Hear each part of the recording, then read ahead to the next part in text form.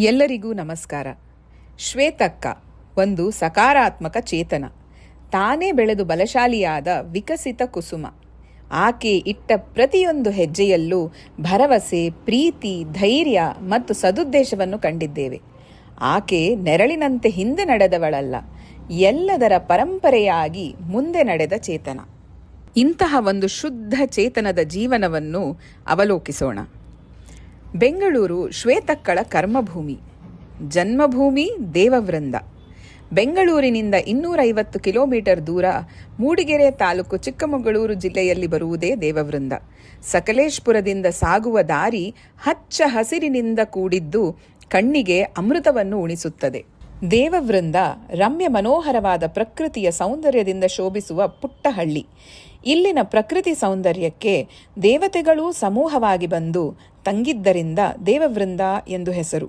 ಶ್ವೇತಕ್ಕನ ಜನ್ಮ ನಿವಾಸ ದಕ್ಷಿಣ ಕಾಶಿ ಎಂದೇ ಪ್ರಸಿದ್ಧವಾಗಿರುವ ಶ್ರೀ ಪ್ರಸನ್ನರಾಮೇಶ್ವರ ಸ್ವಾಮಿ ದೇವಸ್ಥಾನದ ಹತ್ತಿರ. ಇದು ಕಪಿಲ ಮಹರ್ಷಿಗಳ ತಪೋಭೂಮಿಯೂ ಹೌದು. ಶಾಂತ ಸ್ವಭಾವಳಾದ ಶ್ವೇತಕ್ಕಳಿಗೆ ಹುಟ್ಟಿದಾರಭ್ಯ ಪ್ರಸನ್ನರಾಮೇಶ್ವರನ ಅನುಗ್ರಹ. ಇದೇ ನೋಡಿ ಶ್ವೇತಕ್ಕಳ ಮನೆಗೆ ಸಾಗಿ ಬರುವ ದಾರಿ. ಇದು ಅವರ ಜನ್ಮ ನಿವಾಸ. ಇವರೇ ಗೋಪಾಲ ಭಟ್ಟರು ಹಾಗೂ ಸೀತಮ್ಮ ದಂಪತಿಗಳು. ಇವರ ಏಕೈಕ ಕನ್ಯಾರತ್ನವೇ ಶ್ವೇತಾ. 1986 ಫೆಬ್ರವರಿ 22ನೇ ತಾರೀಕು ಶನಿವಾರದಂದು ಜನನ. ಈ ದಂಪತಿಗಳ ಹಿರಿಯ ಮಗ ಶೇಷಾದ್ರಿ. ಸಾಮ್ಯತೆಗೆ ಶ್ವೇತಾ ಎಂದು ನಾಮಕರಣ. ಮನೆಯ ಪಕ್ಕದಲ್ಲೇ ದೇವವೃಂದ ಪ್ರಾಥಮಿಕ ಶಾಲೆ ಇದ್ದರೂ ಸವಣಾಲಿನ ಶಾಲೆಯಲ್ಲಿ ಅಧ್ಯಯನದ ಮಟ್ಟ ಉತ್ತಮವಾಗಿದೆ ಎಂದು ಅಣ್ಣ ತಂಗಿ ಇಬ್ಬರನ್ನೂ ಬೆಳ್ತಂಗಡಿಯ ಅಜ್ಜನ ಮನೆಗೆ ಕಳುಹಿಸಲಾಯಿತು. ಅಜ್ಜನ ಮನೆಯಿಂದ ಅಣ್ಣ ತಂಗಿ ಇಬ್ಬರು 1.25 ಕಿಲೋಮೀಟರ್ ದೂರದಲ್ಲಿರುವ ಶಾಲೆಗೆ ಹಳ್ಳ, ತೊರೆ, ಗದ್ದೆಗಳನ್ನು ದಾಟಿ ಹೋಗುತ್ತಿದ್ದರು. ಮಳೆಗಾಲದಲ್ಲಿ ಹಳ್ಳ ತೊರೆಗಳು ತುಂಬಿ ಬಂದಾಗ ಪುಟ್ಟ ತಂಗಿಯ ಲಂಗ ನೆನೆಯುವುದೆಂದು ಅವಳನ್ನು ಎತ್ತಿಕೊಂಡು ನಡೆದದ್ದು ಹಲವಾರು ಬಾರಿ. 3 ವರ್ಷಗಳು ಕಳೆದ ನಂತರ ಅಣ್ಣ ವಿದ್ಯಾಭ್ಯಾಸಕ್ಕೆ ಬೆಂಗಳೂರಿನ ಪೂರ್ಣಪ್ರಜ್ಞ ವಿದ್ಯಾಪೀಠಕ್ಕೆ ಸೇರಬೇಕಾಯಿತು. ಮುಂಬರುವ ಎಲ್ಲ ಸವಾಲುಗಳನ್ನು ಎದುರಿಸಲು ಶ್ವೇತಕ್ಕನ ಏಕಾಂಗಿ ಹೋರಾಟಕ್ಕೆ ಇಲ್ಲಿಂದಲೇ ನಾಂದಿ. ತನ್ನ ಪರಿಚಿತರ, ಸಂಬಂಧಿಕರ ಮನೆಯಲ್ಲಿ ಉಳಿದುಕೊಂಡು ವಿದ್ಯಾಭ್ಯಾಸವನ್ನು ಮುಂದುವರೆಸಿದರು. ಬೇರೆಯವರ ಮನೆಯಲ್ಲಿದ್ದರೂ ತನ್ನದೇ ಮನೆ ಎಂಬ ಭಾವದಿಂದ ಮನೆಯ ಎಲ್ಲ ಕೆಲಸಗಳನ್ನು ಚುರುಕಾಗಿ ಅಚ್ಚುಕಟ್ಟಾಗಿ ಮಾಡಿ ಶಾಲೆಗೆ ಹೋಗುತ್ತಿದ್ದರು. ಸವಣಾಲು, ಹೊಸಕೋಟೆ, ದೇವವೃಂದ, ತಲಪಾಡಿ, ಹಾನಬಾಳು ಹೀಗೆ ಅನೇಕ ಸರ್ಕಾರಿ ಪ್ರಾಥಮಿಕ ಶಾಲೆಗಳಲ್ಲಿ ಶಿಕ್ಷಣವನ್ನು ಪಡೆದರು. ರಜೆ ಬಂದಾಗ ಎಲ್ಲರೂ ದೇವವೃಂದದಲ್ಲಿ ಒಟ್ಟುಗೂಡಿ ರಜೆಯನ್ನು ಕಳೆಯುತ್ತಿದ್ದರು. PUCಯಲ್ಲಿ ಆರ್ಟ್ಸ್ ತೆಗೆದುಕೊಂಡು ಮಾನಸ ಪದವಿ ಪೂರ್ವ ಕಾಲೇಜ್ ಸಕಲೇಶಪುರದಲ್ಲಿ ಓದಿದರು. ದಿನ ಕಾಲೇಜಿಗೆ ಹೋಗುವ ಮುನ್ನ ಮನೆಯ ಎಲ್ಲ ಕೆಲಸಗಳನ್ನು ಪಟಪಟನೇ ಮಾಡಿ ಮುಗಿಸಿ ಕಾಲೇಜಿಗೆ ಓಡುತ್ತಿದ್ದರು. ಬಸ್ಸಿನ ವ್ಯವಸ್ಥೆ ಕಡಿಮೆ ಆದ್ದರಿಂದ ಒಂದು ವೇಳೆ ಬಸ್ ತಪ್ಪಿದಾಗ ಅಥವಾ ರದ್ದಾದಾಗ ಎಷ್ಟೋ ಕಿಲೋಮೀಟರ್ ಕೂಡ ನಡೆದ ಸಂದರ್ಭಗಳು ಬಹಳಷ್ಟಿವೆ. ಕಾಲೇಜಿನಲ್ಲಿ ಪಾಠ್ಯೇತರ ಚಟುವಟಿಕೆಗಳಲ್ಲೂ ಎತ್ತಿದ ಕೈ. ದೇವವೃಂದದಲ್ಲಿ ನಡೆದ ಸಂಪೂರ್ಣ ಸಾಕ್ಷರತಾ ಆಂದೋಲನದಲ್ಲಿ ಸ್ವಯಂ ಸೇವಕರಾಗಿ ಭಾಗವಹಿಸಿದ್ದರು. ಇಷ್ಟೆಲ್ಲದರ ಜೊತೆಗೆ ಪ್ರಥಮ ದರ್ಜೆಯಲ್ಲಿ PUC ಉತ್ತೀರ್ಣರಾದರು. ಮುಂದೆ ಸರ್ಕಾರಿ ಫಸ್ಟ್ ಗ್ರೇಡ್ ಕಾಲೇಜು ಬೆಳ್ತಂಗಡಿಯಲ್ಲಿ BAಗೆ ಪ್ರವೇಶ ಪಡೆದರು. ಕಾಲೇಜ್ ದಿನಗಳಲ್ಲಿಯೇ ಸೇವಾ ಮನೋಭಾವನೆಯನ್ನು ಮೈಗೂಡಿಸಿಕೊಂಡ ಶ್ವೇತಕ್ಕ NSS ರಾಷ್ಟ್ರೀಯ ಸೇವಾ ಯೋಜನೆಯ ನನಗಾಗಿ ಅಲ್ಲ ನಿಮಗಾಗಿ ಧ್ಯೇಯವಾಕ್ಯದೊಂದಿಗೆ ಅನೇಕ ಸಮಾಜ ಸೇವಾ ಚಟುವಟಿಕೆಗಳಲ್ಲಿ ಭಾಗವಹಿಸಿದ್ದರು. ಇಷ್ಟೇ ಅಲ್ಲದೆ ಜನಪದ ನೃತ್ಯ, ದೇಶಭಕ್ತಿ ಗೀತೆ, ವಾಲಿಬಾಲ್ ಹೀಗೆ ಹಲವಾರು ಪಠ್ಯೇತರ ಚಟುವಟಿಕೆಗಳಲ್ಲಿ ಕೂಡ ಗುರುತಿಸಿಕೊಂಡಿದ್ದರು. ಅವರ ಮಾವನ ಮನೆಯಲ್ಲಿ ಓದುತ್ತಿರುವಾಗ ಒಮ್ಮೆ ಅವರ ಮಾವನ ಮಗಳಿಗೆ ದೀಪದ ಬೆಂಕಿಯಿಂದ ಬಟ್ಟೆ ಹತ್ತಿ ಕೈಗಳಲ್ಲಿ ಸುಟ್ಟು ಗಾಯವಾದಾಗ ತುಂಬಾ ಪ್ರೀತಿಯಿಂದ ಆಕೆಯ ಆರೈಕೆಯನ್ನು ಮಾಡಿದ್ದರು. ಕಾಲೇಜಿನ ಕೊನೆ ಹಂತದಲ್ಲಿರುವಾಗಲೇ ದುರಾದೃಷ್ಟವಶಾತ್ ಅವರ ತಂದೆ ಡಿಸೆಂಬರ್ 2005ರಲ್ಲಿ ಕಾಲವಾದರು. ದುಃಖವು ಅತಿಯಾಗಿದ್ದರೂ ಅದನ್ನು ಬದಿಗೊತ್ತಿ BA ಕೂಡ ಪ್ರಥಮ ದರ್ಜೆಯಲ್ಲಿ ಉತ್ತೀರ್ಣರಾದರು. ಅಷ್ಟರಲ್ಲೇ ಮದುವೆ ಪ್ರಸ್ತಾವನೆಗಳು ಬರಲು ಆರಂಭಿಸಿದ್ದವು. ಆದರೆ ಅಕ್ಕನಿಗೆ ಇನ್ನೂ ಓದಬೇಕು, ಓದಿ ಸ್ವಾವಲಂಬಿಯಾಗಬೇಕು ಎಂಬ ಛಲ. ಅದಕ್ಕೆ ಬೆಂಬಲವಾಗಿ ನಿಂತದ್ದು ಅವರ ಅಣ್ಣ. ಲಾ ಓದಬೇಕು ಎಂಬ ಆಸೆ ಅಕ್ಕನಿಗೆ ಇತ್ತು. ಆದರೆ ಆ ವೃತ್ತಿಯಲ್ಲಿ ಎಲ್ಲಿಯಾದರೂ ತನ್ನಿಂದ ಅಧರ್ಮ ಅಥವಾ ಕರ್ತವ್ಯಚ್ಯುತಿ ಆದೀತೋ ಎಂಬ ಮನೋಭಾವದಿಂದ ಅತ್ಯಂತ ಪುಣ್ಯವಾದ ಕೆಲಸವೆಂದರೆ ಅಧ್ಯಾಪನ ಎಂಬ ಉದ್ದೇಶದಿಂದ ಧರ್ಮಸ್ಥಳದಲ್ಲಿ B.Edಗೆ ಸೇರಿಕೊಂಡರು. ತಂದೆಯ ವರ್ಷಾಬ್ಧಿಕಕ್ಕೆ ಬೆಂಗಳೂರಿಗೆ ಬಂದವರು ಅದನ್ನು ಮುಗಿಸಿ ತೆರಳಲು ಅವರ ಅಣ್ಣ ಬಸ್ ಟಿಕೆಟ್ ಬುಕ್ ಮಾಡಿದ್ದರು. ಆದರೆ ಬಂಧುಗಳೊಡನೆ ಮಾರುತಿ ವ್ಯಾನ್ನಲ್ಲಿ ಬೇಗ ಹೋಗಬಹುದೆಂಬ ಕಾರಣದಿಂದ 21ನೇ ತಾರೀಕು ಡಿಸೆಂಬರ್ 2006 ರಾತ್ರಿ ಬೆಂಗಳೂರಿನಿಂದ ಹೊರಟರು. ಬೇಲೂರು ಕ್ರಾಸ್ ಇನ್ನೂ 5 ಕಿಲೋಮೀಟರ್ ಇದೆ ಎನ್ನುವಾಗ ಒಂದು ತಿರುವಿನಲ್ಲಿ ಚಾಲಕನ ನಿದ್ದೆಯಿಂದ ಅಪಘಾತ ಸಂಭವಿಸಿತು. ವಾಹನ ರಸ್ತೆ ಬದಿಯ ಹಳ್ಳದಲ್ಲಿ ಬಿದ್ದಿತು.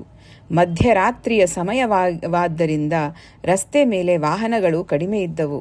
ಅಷ್ಟು ಹೊತ್ತಿಗೆ ವಾಹನ ನಿಲ್ಲಿಸಿ ಸಹಾಯ ಮಾಡಲು ಯಾರೂ ಮುಂದಾಗಲಿಲ್ಲ. ಅಪಘಾತದಲ್ಲಿ ಅವರ ದೊಡ್ಡಮ್ಮನ ಮಗ ಮೃತರಾದರು. ಶ್ವೇತಕ್ಕಳಿಗೆ ಎದ್ದು ನಿಲ್ಲಲಾಗಲಿಲ್ಲ. ಕಾಲಿನಲ್ಲಿ ಯಾವುದೇ ಸಂವೇದನೆ ಇಲ್ಲದಂತೆ ಆಯಿತು. ಇಂತಹ ಸಂದರ್ಭದಲ್ಲಿ ಯಾರೋ ಒಬ್ಬ ಪುಣ್ಯಾತ್ಮರು ಕಾರಿನಲ್ಲಿ ಶ್ವೇತಕ್ಕಳನ್ನು ಚಿಕ್ಕಮಗಳೂರಿನ ಸರ್ಕಾರಿ ಆಸ್ಪತ್ರೆಗೆ ಸೇರಿಸಿದರು. ಅಷ್ಟರಲ್ಲಿ ಅವರ ಅಣ್ಣ ಹಾಗೂ ಅಣ್ಣನ ಸ್ನೇಹಿತರು ಬಂದು ಅವರನ್ನು ಬೆಂಗಳೂರಿನ ಸುಗುಣ ಆಸ್ಪತ್ರೆಗೆ ಶಸ್ತ್ರಚಿಕಿತ್ಸೆಗಾಗಿ ವರ್ಗಾಯಿಸಿದರು. ವಿದ್ಯಾಪೀಠದ ಅಣ್ಣಂದಿರು ರಕ್ತದಾನವೂ ಸೇರಿದಂತೆ ಎಲ್ಲ ರೀತಿಯಲ್ಲಿ ಆರೈಕೆ ಮಾಡಿದರು. ಅಲ್ಲಿ ತನಕ ಏನೋ ಚಿಕ್ಕ ಪುಟ್ಟ ತೊಂದರೆ ಎಂದು ಎಲ್ಲರೂ ಭಾವಿಸಿದ್ದರು. ದಿನಗಳು ಕಳೆದಂತೆ ಮನೆಯವರಿಗೆ ಬರಸಿಡಿಲಿನ ಸುದ್ದಿ. ಇದು ಸ್ಪೈನಲ್ ಕಾರ್ಡ್ ಇಂಜುರಿ, ಸೊಂಟದ ಭಾಗದಿಂದ ಕೆಳಗೆ ಸಂಪೂರ್ಣ ಸಂವೇದನೆ ಮತ್ತು ಚಲನೆಯ ನಷ್ಟ. ಇದರ ಅರ್ಥವೂ ತಿಳಿಯದ ಇದ್ದ ಕುಟುಂಬಕ್ಕೆ ಒಮ್ಮೆಲೆ ಆಘಾತವಾಯಿತು. ಜೀವನ ಪರ್ಯಂತ ಗಾಲಿ ಕುರ್ಚಿಯಲ್ಲೇ ಕಾಲ ಕಳೆಯಬೇಕೆಂಬ ಭಾವನೆ ಶ್ವೇತಕ್ಕಳನ್ನ ಮಾನಸಿಕ ಖಿನ್ನತೆಗೆ ಒಳಪಡಿಸಿತು. ಪ್ರಾರಂಭದಲ್ಲಿ ತನ್ನ ಈ ಸ್ಥಿತಿಯನ್ನು ಸ್ವೀಕರಿಸಲು ಅಕ್ಕನ ಮನಸ್ಸು ಒಪ್ಪಲಿಲ್ಲ. ನಂತರದ ದಿನಗಳಲ್ಲಿ ಸರಿಯಾಗಬಹುದೇನೋ ಎಂಬ ಆಶಾಕಿರಣ ಸದಾ ಅವರಲ್ಲಿ ಇತ್ತು. ಆ ಒಂದು ಭರವಸೆಯಿಂದಲೇ ಅಧೀರಳಾಗದೆ ಬದುಕನ್ನು ಮುನ್ನಡೆಸುವ ಚಿಂತನೆಯತ್ತ ಮನಸ್ಸಿಟ್ಟರು. ತನ್ನ ಇಷ್ಟದೈವ ಶ್ರೀಕೃಷ್ಣನನ್ನು ಸ್ಮರಿಸುತ್ತಾ ಲೇಖನ ಯಜ್ಞವನ್ನು ಪ್ರಾರಂಭಿಸಿದರು. ಗುರುಗಳಾದ ಶ್ರೀ ಶ್ರೀ ವಿಶ್ವೇಶತೀರ್ಥರ ಆಶೀರ್ವಾದದಿಂದ ಹಲವು ಪ್ರವಚನಗಳನ್ನು ಕೇಳುತ್ತಾ ಆತ್ಮವಿಶ್ವಾಸವನ್ನು ಬೆಳೆಸಿಕೊಂಡರು. ಮಾನಸಿಕ ಸ್ಥೈರ್ಯವನ್ನು ಹೆಚ್ಚಿಸಲು ನನ್ನ ಆರೋಗ್ಯ ಬಹಳಷ್ಟು ಸುಧಾರಿಸಿದೆ, ನಾನು ಆತ್ಮವಿಶ್ವಾಸದಿಂದ ಇದ್ದೇನೆ ಎಂಬ ಸಕಾರಾತ್ಮಕ ಚಿಂತನೆಯನ್ನು ಪುಟಗಟ್ಟಲೇ ಬರೆಯುತ್ತಿದ್ದರು. ನಿರಂತರವಾದ ಚಿಕಿತ್ಸೆಗಳಿಗೆ ಮತ್ತು ದೈನಂದಿನ ಚಟುವಟಿಕೆಗಳಿಗೆ ಅವರ ಅಣ್ಣನಾದ ಶೇಷಾದ್ರಿಯವರು, ಅಣ್ಣನ ಆಪ್ತಮಿತ್ರನಾದ ಪ್ರಸಾದಣ್ಣನು ಹಾಗೂ ತಾಯಿ ಸೀತಮ್ಮನವರು ಬೆನ್ನೆಲುಬಾಗಿ ನಿಂತರು. ಅದೇ ಸಮಯದಲ್ಲಿ ತನ್ನ ವಿದ್ಯಾಭ್ಯಾಸವನ್ನು ಮುಂದುವರೆಸುವ ನಿರ್ಧಾರ ಮಾಡಿ MA ಪದವೀಧರರಾದರು. ಇದರ ಜೊತೆಗೆ ಪತ್ರಿಕೋದ್ಯಮ ಮತ್ತು ಇನ್ನಿತರ ಕೋರ್ಸ್ಗಳನ್ನು ಮಾಡಿಕೊಂಡರು. ಮನೆಯಲ್ಲಿನ ಕೆಲಸಗಳನ್ನು ಗಾಲಿ ಕುರ್ಚಿಯ ಮೇಲೆ ಕುಳಿತು ನಿಭಾಯಿಸುವುದನ್ನು ಕಲಿತರು. ಇದನ್ನೆಲ್ಲ ಸಾಧಿಸಲು ತನ್ನ ಮನಸ್ಸು ಹಾಗೂ ಅಂಗಾಂಗಗಳನ್ನು ತರಬೇತಿಗೊಳಿಸಿಕೊಂಡರು. ಇದರ ಮಧ್ಯೆ ಸ್ಟೆಮ್ ಸೆಲ್ ಥೆರಪಿಯೂ ಸೇರಿದಂತೆ ಅನೇಕ ಚಿಕಿತ್ಸೆಗಳು ಹಾಗೂ ಹೋಮ ಹವನಗಳನ್ನು ಮಾಡಿಸಲಾಗಿತ್ತು. ಆದರೆ ಭಗವಂತನ ಇಚ್ಛೆ ಬೇರೆಯೇ ಆಗಿತ್ತು. ಇಷ್ಟೆಲ್ಲ ಆದ ಮೇಲೂ ಅವರಲ್ಲಿನ ಸಮಾಜ ಸೇವೆಯ ತುಡಿತ ಕಡಿಮೆಯಾಗಿರಲಿಲ್ಲ. ತನ್ನೊಳಗಿದ್ದ ಸಾಮರ್ಥ್ಯ ಹಾಗೂ ಶಕ್ತಿಯನ್ನು ಬಳಸಿಕೊಳ್ಳಲು ಒಂದು ಮಾಧ್ಯಮ ಬೇಕಿತ್ತು. ಆಗ ಪರಿಚಯವಾದದ್ದೇ ಶ್ರೀ ಸೂಲಿಬೆಲೆ ಚಕ್ರವರ್ತಿ ಅಣ್ಣನ ಯುವ ಬ್ರಿಗೇಡ್ ಸಂಘಟನೆ. ಅಲ್ಲಿಗೆ ಅಕ್ಕ ಪತ್ರ ಬರೆದಾಗ ಅವರಿಗೆ ಗೊತ್ತಾಗಿದ್ದು ಸೋದರಿ ನಿವೇದಿತ ಪ್ರತಿಷ್ಠಾನದ ಬಗ್ಗೆ. ಇದು ಯುವ ಬ್ರಿಗೇಡ್ನ ಸೋದರಿ ಸಂಸ್ಥೆ. ಇಲ್ಲಿಂದ ಅವರ ಜೀವನಕ್ಕೆ ಒಂದು ಗುರಿ ಸಿಕ್ಕಿದಂತಾಯಿತು. ತನ್ನೆಲ್ಲ ವೈಯಕ್ತಿಕ ಸಮಸ್ಯೆಗಳನ್ನು ಬದಿಗೊತ್ತಿ ತನ್ನನ್ನು ಸಂಪೂರ್ಣವಾಗಿ ಪ್ರತಿಷ್ಠಾನದ ಕಾರ್ಯಚಟುವಟಿಕೆಗಳಲ್ಲಿ ತೊಡಗಿಸಿಕೊಂಡರು. ಪ್ರತಿಷ್ಠಾನದ ಎಲ್ಲ ಸಹೋದರಿಯರು ಅತ್ಯಂತ ಪ್ರೀತಿಯಿಂದ ಸ್ವೀಕರಿಸಿ ಪೂರಕ ವಾತಾವರಣವನ್ನು ನಿರ್ಮಿಸಿಕೊಟ್ಟರು. ಚಕ್ರವರ್ತಿ ಅಣ್ಣನ ಮಾರ್ಗದರ್ಶನದಲ್ಲಿ ಅನೇಕ ಕಾರ್ಯಕ್ರಮಗಳಿಗೆ ಹಿನ್ನೆಲೆ ವ್ಯವಸ್ಥಾಪಕರಾಗಿ ಮುಖ್ಯ ಪಾತ್ರವನ್ನು ವಹಿಸಿದರು.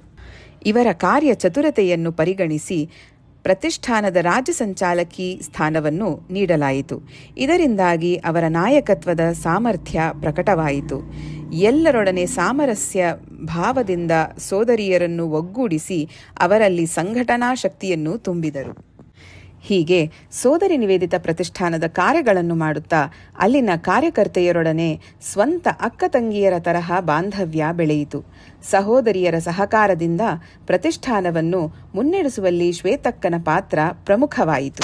ದೀರ್ಘಕಾಲ ಮಲಗಿಯೇ ಇದ್ದುದರಿಂದ ಅನೇಕ ಆರೋಗ್ಯ ಸಮಸ್ಯೆಗಳನ್ನು ಎದುರಿಸುತ್ತಿದ್ದ ಶ್ವೇತಕ್ಕ ಹಲವು ಬಾರಿ ಆಸ್ಪತ್ರೆಗೆ ದಾಖಲಾಗುತ್ತಿದ್ದರು. ಆದರೆ 23 ಮಾರ್ಚ್ 26ರಂದು ತೀವ್ರವಾದ ಹೊಟ್ಟೆ ನೋವಿನಿಂದ ರಂಗದೊರೆ ಆಸ್ಪತ್ರೆಗೆ ದಾಖಲಾದ ಶ್ವೇತಕ್ಕಳಿಗೆ ಶಸ್ತ್ರಚಿಕಿತ್ಸೆಯೂ ಆಯಿತು. ಆದರೆ 12 ದಿನದ ಸತತ ಹೋರಾಟದ ನಂತರವೂ ಚೇತರಿಸಿಕೊಳ್ಳಲು ಸಾಧ್ಯವಾಗದೆ ಅಲ್ಲಿನ ವೈದ್ಯರು ಕೈಚೆಲ್ಲಿದರು. ಈ ಎಲ್ಲ ಸಮಯದಲ್ಲಿ ಸೋದರಿ ನಿವೇದಿತ ಪ್ರತಿಷ್ಠಾನದ ಅಕ್ಕ ತಂಗಿಯರು ಶ್ವೇತಕ್ಕಳ ಆರೈಕೆಗೆ ಸಂಪೂರ್ಣ ಬೆನ್ನೆಲುಬಾಗಿ ನಿಂತಿದ್ದರು. ಏಪ್ರಿಲ್ 8ನೇ ತಾರೀಕು ಪ್ರಜ್ಞಾಹೀನ ಸ್ಥಿತಿಯಲ್ಲಿದ್ದ ಅಕ್ಕಳನ್ನ ಮನೆಗೆ ಕರೆದು ತರಲಾಯಿತು. ಅಕ್ಕಳ ಪ್ರೀತಿ ಪಾತ್ರರಾದ SNP ಸೋದರಿಯರು, ಚಕ್ರವರ್ತಿ ಅಣ್ಣನೊಂದಿಗೆ ಯುವ ಬ್ರಿಗೇಡ್ ಅಣ್ಣ ತಮ್ಮಂದಿರು, ವಿದ್ಯಾಪೀಠದ ಸಹೋದರರು ಎಲ್ಲರೂ ಸೇರಿ ವೇದಘೋಷ, ದೇವರ ನಾಮ ಸ್ಮರಣೆಯಲ್ಲಿ ತೊಡಗಿದ್ದರು. ಇದೇ ಸಂದರ್ಭದಲ್ಲಿ ಪ್ರಾಣ ಉತ್ಕ್ರಮಣದ ವಿಧಿವಿಧಾನಗಳೆಲ್ಲವೂ ಕೂಡ ಶಾಸ್ತ್ರೋಕ್ತ ರೀತಿಯಲ್ಲೇ ನಡೆದವು. ರಾತ್ರಿ ಸುಮಾರು 9:20 ಸಮಯಕ್ಕೆ ಶ್ವೇತಕ್ಕ ಇಹಲೋಕ ತ್ಯಜಿಸಿ ಶ್ರೀಕೃಷ್ಣನ ಪಾದವನ್ನು ಸೇರಿದರು. ಜೀವನದುದ್ದಕ್ಕೂ ಸಮಾಜಕ್ಕೆ ಆದರ್ಶಪ್ರಾಯವಾಗಿ ಬದುಕಿದ ಜ್ಯೋತಿಯು ನಂದಿತು. ಆದರೆ ಶ್ವೇತಕ್ಕಳ ಸ್ಫೂರ್ತಿ ಹಾಗೂ ಆದರ್ಶ ಪ್ರೇರಣಾದಾಯಿಯಾಗಿ ನಮ್ಮೆಲ್ಲರ ಹೃದಯಗಳಲ್ಲಿ ಶಾಶ್ವತವಾಯಿತು.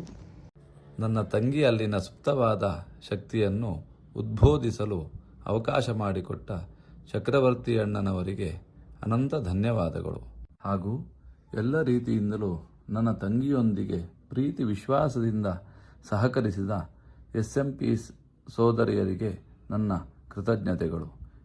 ಶ್ವೇತಳ ಜೀವಿತಾವಧಿಯಲ್ಲಿಯೂ ಅವಳ ಉತ್ತರ ಕಾಲದಲ್ಲಿಯೂ ಕೂಡ ಅವಳ ಮೇಲಿನ ವಿಶೇಷ ಅಭಿಮಾನ, ಪ್ರೀತಿ, ವಿಶ್ವಾಸದಿಂದ ಈ ರೀತಿಯಾದ ಕಾರ್ಯಕ್ರಮಗಳನ್ನು ನಡೆಸಿಕೊಂಡು ಬಂದಿರುವಂತಹ ಶ್ರೀಯುತ ಕೃಷ್ಣಮೂರ್ತಿಯವರಿಗೂ ಕೂಡ ಅನಂತ ಧನ್ಯವಾದಗಳು.